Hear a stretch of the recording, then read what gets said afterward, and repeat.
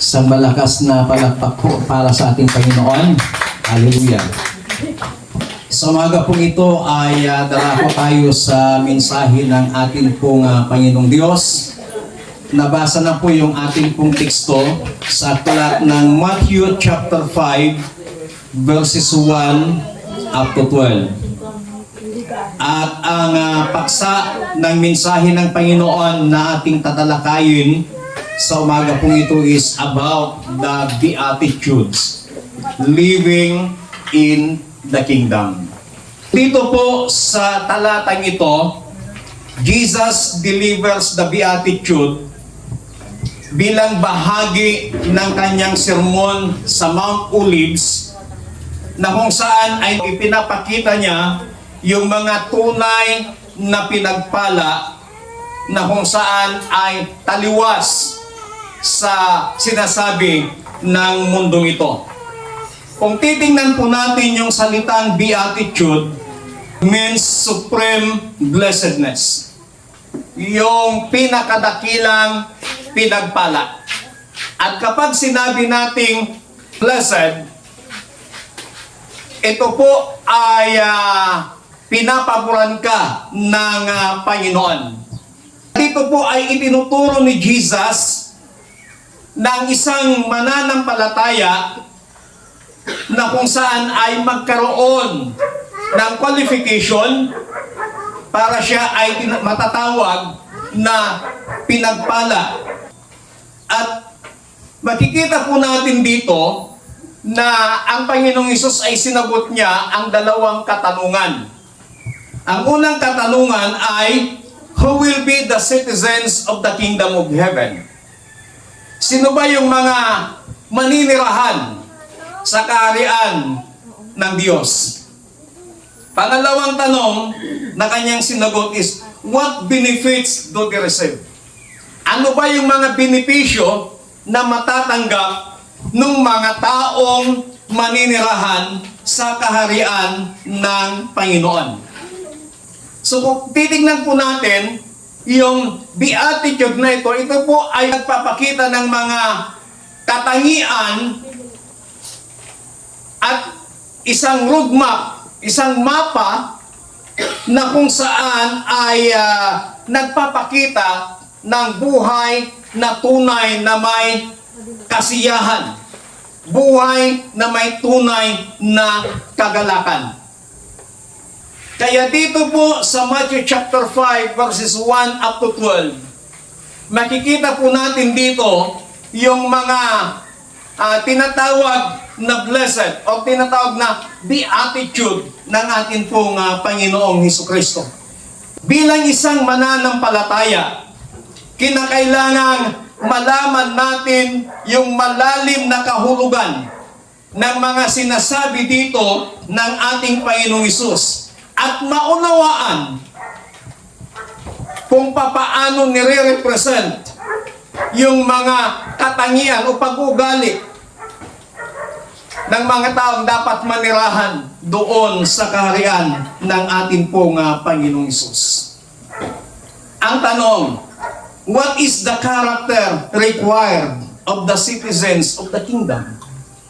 Tandaan po natin, doon po sa Philippians chapter 3 verse 20, our citizenship is not here on earth, but our citizenship is in heaven.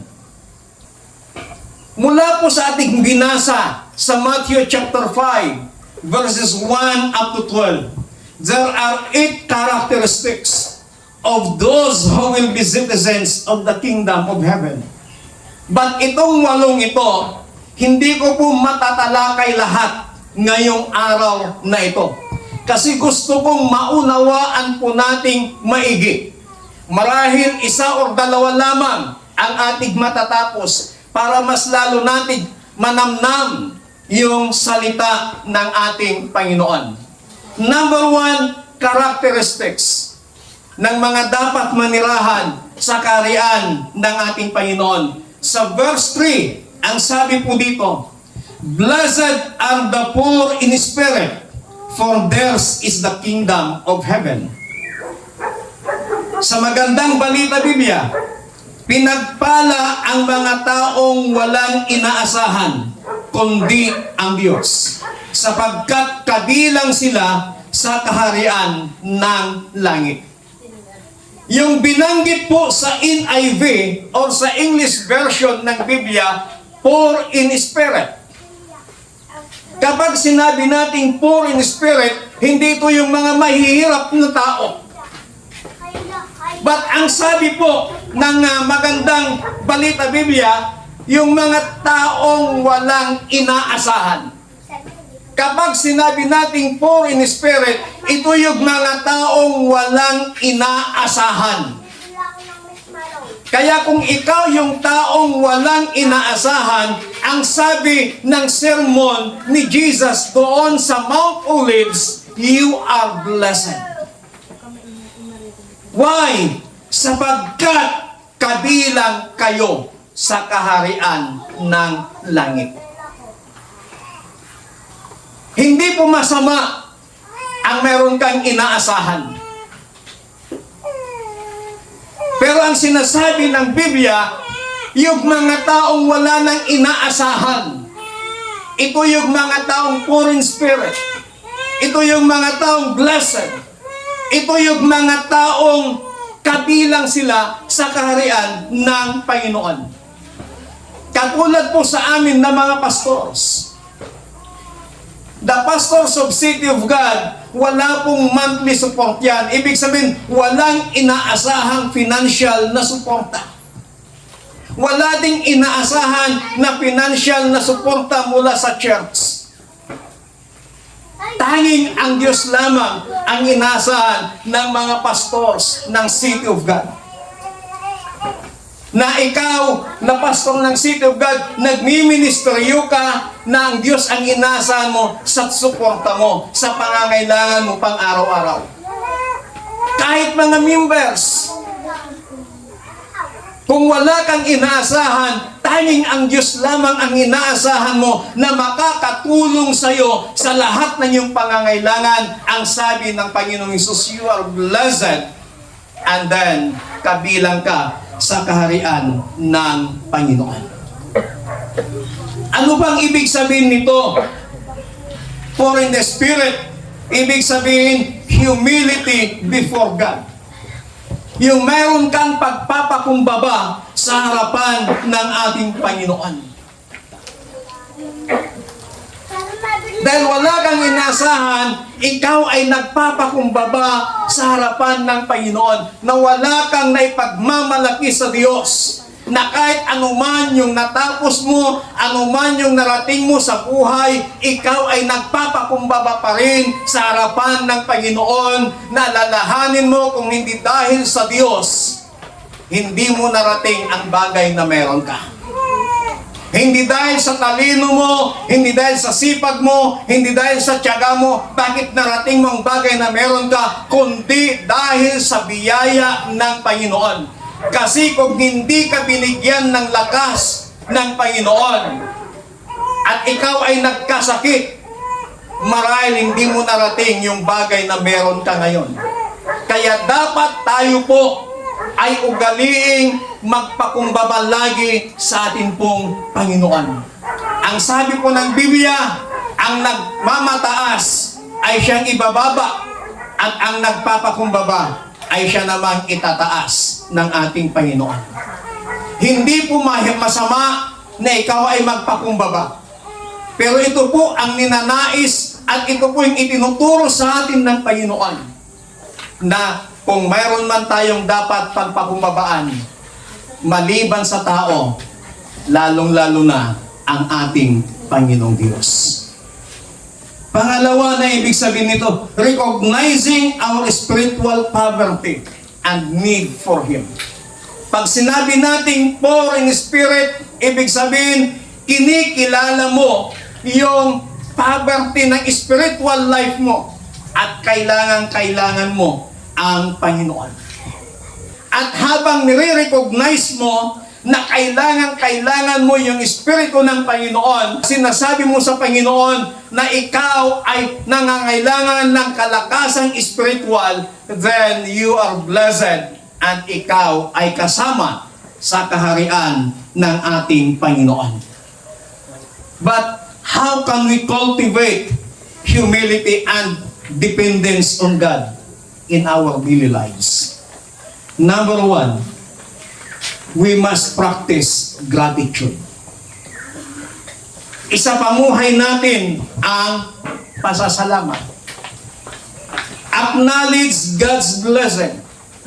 I-acknowledge natin, kilalanin natin yung mga pagpapala, yung mga biyaya ng ating pong Panginoon.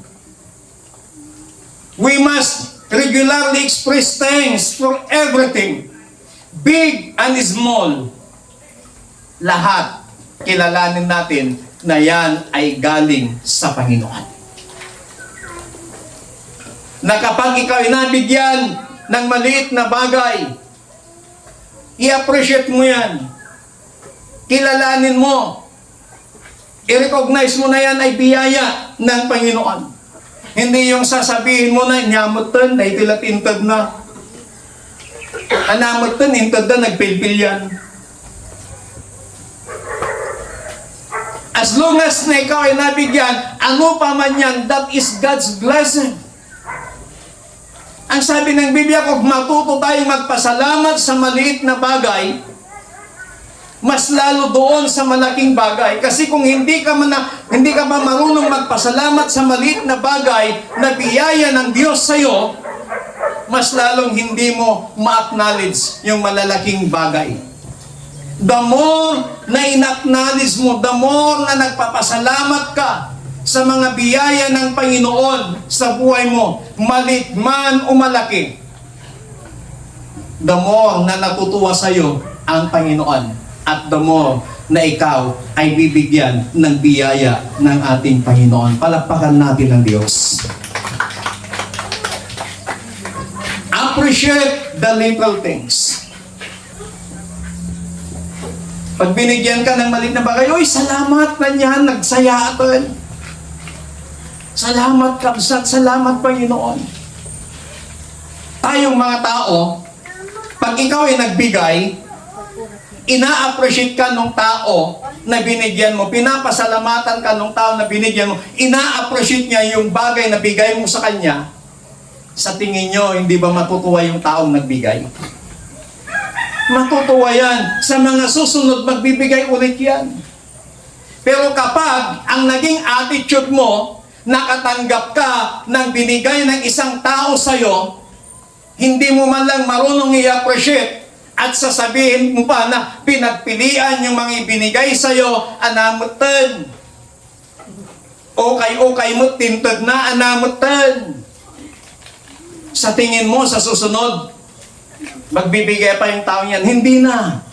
Bakit? Iiwasan ng taong yon na may masabi ka sa ibibigay niya sa iyo.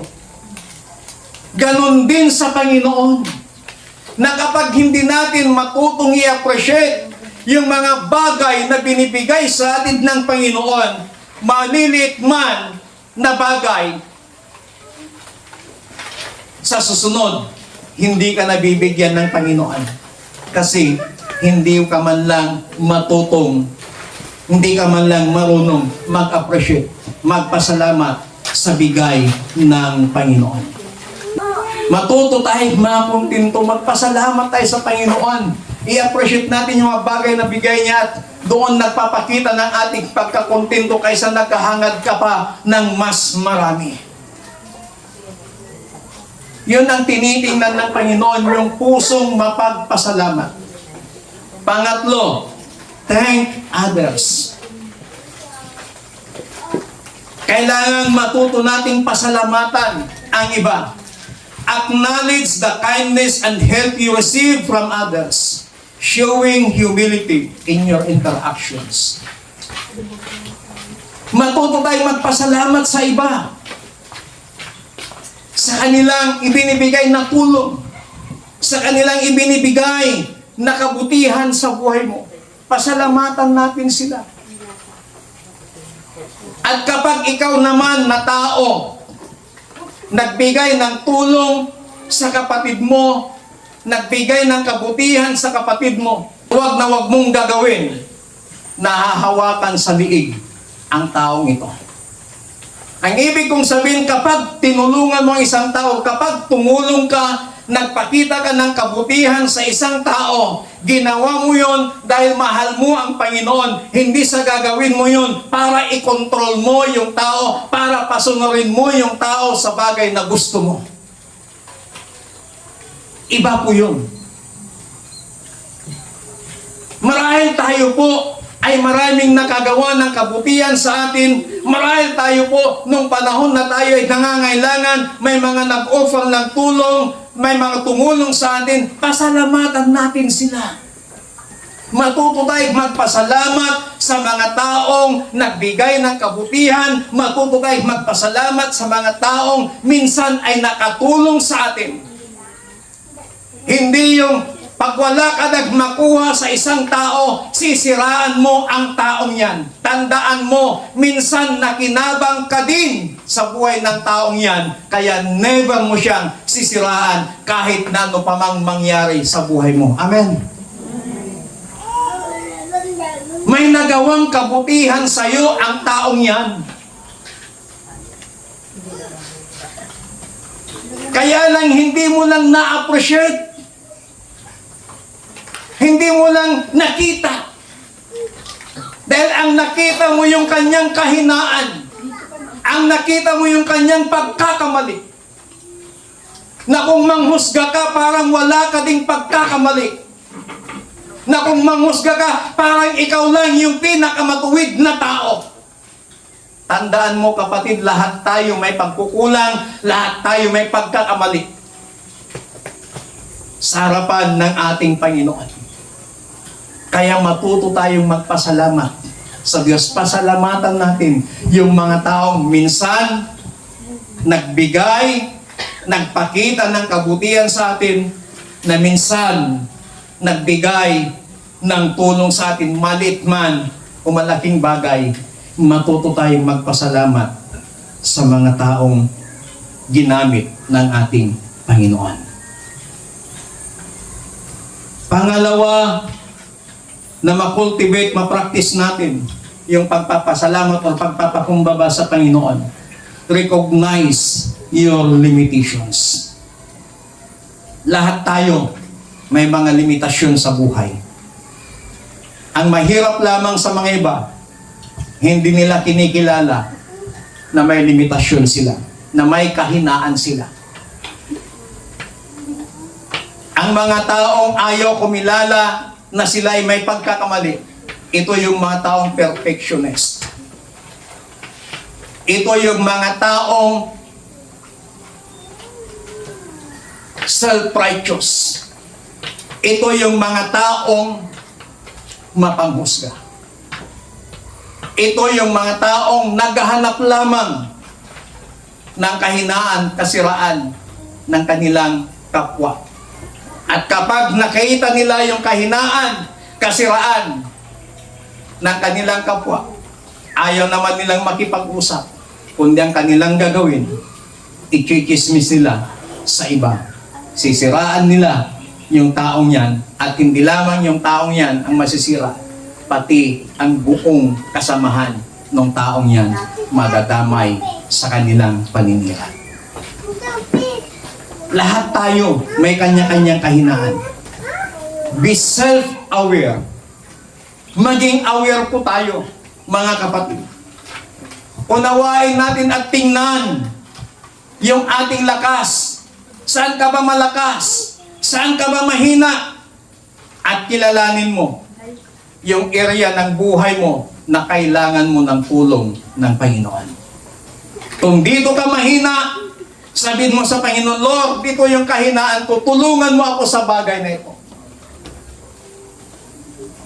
Ang kalaban sa mga boxer o kahit anong laban, ang tinitingnan ng isang panig, yung kahinaan ng kanilang kalaban. At pag nakita nila kung saan yung kahinaan ng kalaban, doon nila aatakihin. Nanood na ba kayo ng boxing? Kapag nakikipaglaban ang baksidor, Suntok dito, suntok doon. Kasi hinahanap ng boksingero yung weakness ng kanyang kalaban. At kapag nasuntok niya at naramdaman niya at nakita niya na doong parte ng kanyang katawan na nasuntok niya, doon siya mahina, doon niya aatakihin ang kalabang ito. Upang sa ganon, sa pag-atake niya dito sa kainan ng taong to, dito niya ngayon susuportahan. Dito niya ngayon poproteksyonan. Kaya ang gagawin ng kalaban niya, atake ng atake. Hanggang sa makorner sa kahinaan. Sa buhay po natin, kung saan po tayo mahina, diyan po tayo inaatake ng kaaway. But today, gusto ng Panginoon na dapat matuto nating ma-recognize, makilala yung ating mga kahinaan sa ating mabuhay. Makita natin kung saan tayo malakas. Makita natin kung saan tayo mahina. At kapag nakita natin yon, i-acknowledge natin yung ating sarili kung saang area ng ating buhay na kailangan natin ang tulong ng Panginoon. Kung ang bibig mo yung kahinaan, dahil patuloy kang naninira ng kapwa mo tao, kapwa mo mananampalataya, then sabihin mo sa Panginoon, Lord, ito yung aking kahinaan. Tulungan mo ako sa bagay na ito. Kung ang weakness mo ay madali kang bubigay sa mga tukso ng mundong ito, then sabihin mo sa Panginoon, Lord, dito ako mahina, tulungan at palakasin mo ako. Next, embrace a teachable spirit. Kailangan matuto tayong magpaturo. Be open to learning from others and seeking guidance rather than assuming you already know everything. Kapag kinukorek ka, matuto kang tumanggap ng pagtutuwid. Matuto kang tumanggap ng koreksyon. Lahat tayo may mga pagkakamali at kapag kinukorek ka, huwag kang lumaban. Be a teachable spirit. Ang Espiritu ng Panginoon mapagpakumbaba. Hindi lahat ng bagay alam natin. Hindi lahat ng bagay kaya natin. Meron akong alam na hindi nyo alam. Meron kayong alam na hindi ko alam. Be a teachable spirit. May mga iba kapag kinukorek mo, lumalaban sila. May mga iba kapag itinutuwid mo, nasasaktan sila. Ang pasugnod da, agimula dati sakit tinakamkin ka. Aging gana nga pergenda ka. But this morning, brothers and sisters, God wants us to have a teachable spirit. Yakapin po natin na magkaroon tayo ng puso at espiritong mapagpakumbaba. Kaya nga, poor in spirit. Kaya nga sinabi ni Jesus, blessed are the poor in spirit. Kasi kailangan nating maturuan. Kailangan nating maituwid. Kailangan nating maikorek. Marahil meron kang nakikitang kapatid mo na pagkakamali mo, na kahinaan mo, na ikinukorek ka niya kasi hindi natin nakikita minsan yung ating mga kahinaan. Para bagang salamin natin ang ating mga kapatid. Kasi pag walang salamin, hindi mo nakikita ang ayos ng buhok mo, hindi mo nakikita ang ayos ng mukha mo, baka milat-milat mo, tanta-make up mo. You need a mirror. Para doon sa salamin na yan, makikita mo ang buong ayos ng buhok mo, ng mukha mo, pati damit mo. Makikita mo bagay ba o hindi. Ganyan din po sa buhay po natin. Yung mga kapatid natin sa pananampalataya, Sila yung nakakakita ng ating makahinaan minsan. Sila yung nakakakita minsan ng ating pagkakamali. At kapag kinausap ka, pinagsabihan ka, huwag tayong maging sensitive. Maging teachable spirit tayo. Amin ho ba? Palakpakan natin muli ang Panginoon. Admit mistakes. Acknowledge when you are wrong and seek forgiveness from God and those you have wronged. Itong mahirap. Bibihira lang ang mga taong umaamin ng kanilang pagkakamali. But the Bible says, yung poor in the Spirit na sinasabi ni Jesus, matuto tayong kumilala ng ating mga pagkakamali.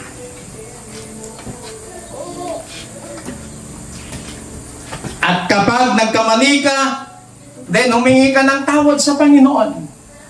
And then humingi ka ng tawad sa taong nakagawan mo ng pagkakamali. At kapag ikaw naman, yung hiningan ng tawad at sasabihin sa'yo, kapatid, patawarin mo ako, pasensyakan, nasaktan ka, ginaibaga. Then, accept.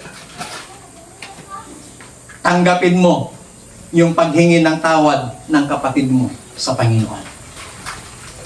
Hindi yung iiwasan mo ang tao yan.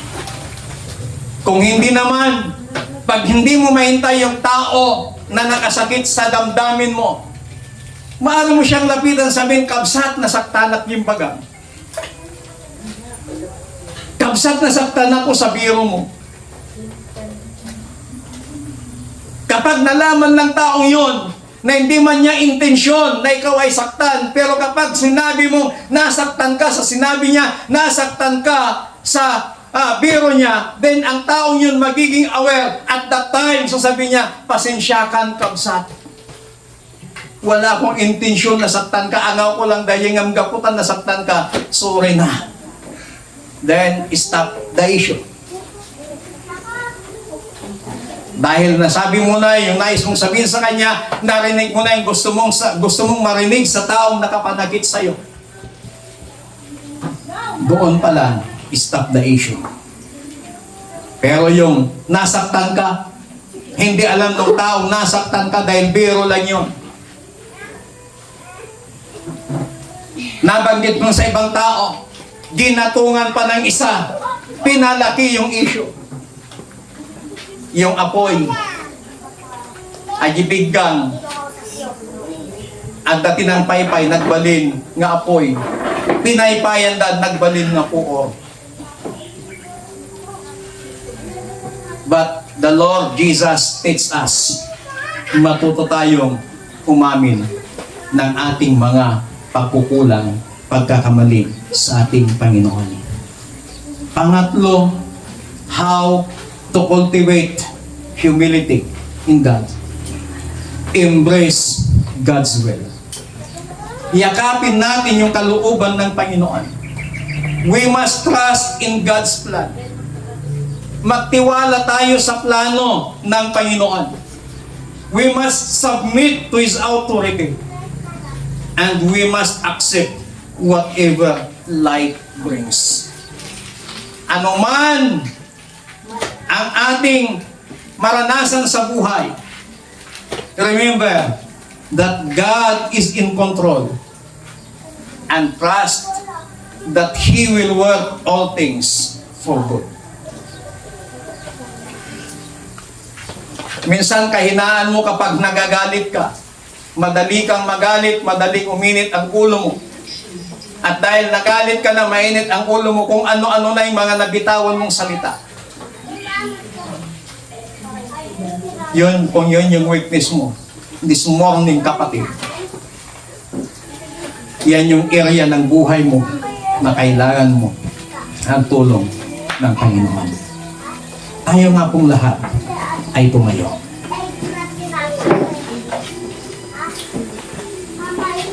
Number 1, beatitude.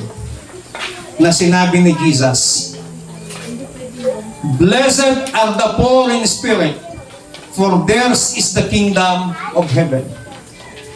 Pinagpala ang mga taong walang inaasahan kundi ang Diyos, sapagkat kabilang sila sa kaharian ng langit.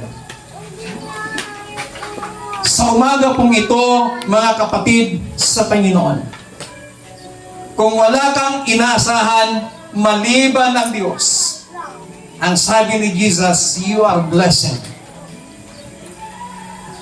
You are blessed at ikaw ay kabilang sa kaharian ng ating Panginoong Diyos. Muli nga nating awitin yung inawit natin kanina. Ikaw lang ang pag-asa ko.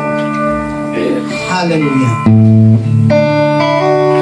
Sabihin natin sa Panginoon, siya lang yung ating pag-asa. Hallelujah. Oh, we praise you, Jesus.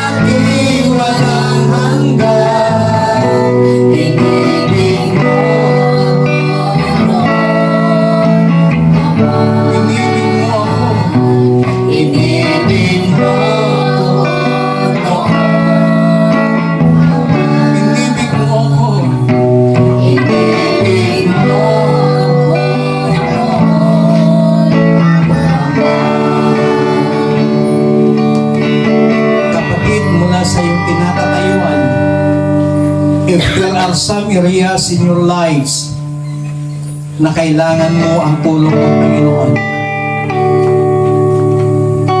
be open to God. Sabihin mo sa Panginoon, huwag kang magkunwari sa harapan ng Panginoon na malakas ka sa lahat ng bagay. Aminin natin sa Panginoon na may mga kahinaan tayo, may mga pagkukulang tayo. At dahil doon, kailangan natin na palakasin tayo ng Diyos spiritually. Palakasin tayo ng Panginoon. Sapagkat ang sabi niya, blessed are the poor in spirit. Kailangan natin ang tulong at habag ng ating Panginoon. Panginoon, sa umagang ito, marami pong salamat sa iyong salita. Namin pong napakinggan. Ipinakita mo sa amin na kailangan ka namin sa aming mabuhay. Lord, there are some areas of our lives na mahina kami. There are some areas of our lives na kailangan namin ng tulong. Sa umagang ito, Panginoon, palakasin mo kami spiritually. Sa umagang ito, Panginoon, patatagin mo kami. Sa umagang ito, Panginoon, palakasin mo kami emotionally. Palakasin mo kami financially. Palakasin mo kami physically, O God. Lahat ng aspeto ng aming mabuhay na aming kahinaan, we need to to be empowered by your Holy Spirit. Banal na Espiritu, inanyayahan ka namin mula sa umagang ito. Empower us. Empower us, precious Holy Spirit. Strengthen us. And give us a teachable spirit. Salamat po ng marami sa iyong pagtuturo, pagtutuwid sa bawat isa sa amin. We give you all the glory, praises and thanksgiving. In Jesus Christ, mighty name we pray. Everybody says, Amen. Palakpakan natin ang mga sa Panginoon. Hallelujah.